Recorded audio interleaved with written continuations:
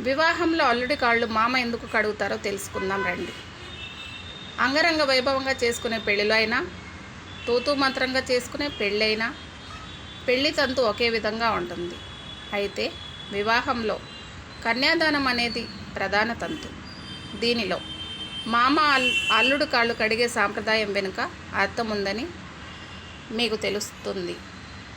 మండపానికి పడమటి వైపున పెళ్ళికొడుకు కూర్చొని ఉంటే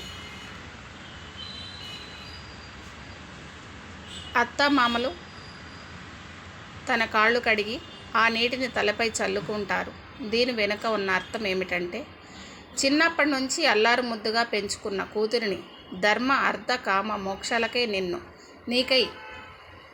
నీకు అర్పిస్తున్నానంటూ పెళ్లి కొడుకును శ్రీమన్నారాయణుడిగా, పెళ్లి కూతురును లక్ష్మీదేవిగా భావించి కాళ్ళు కడిగి తలపై చల్లుకుంటారు.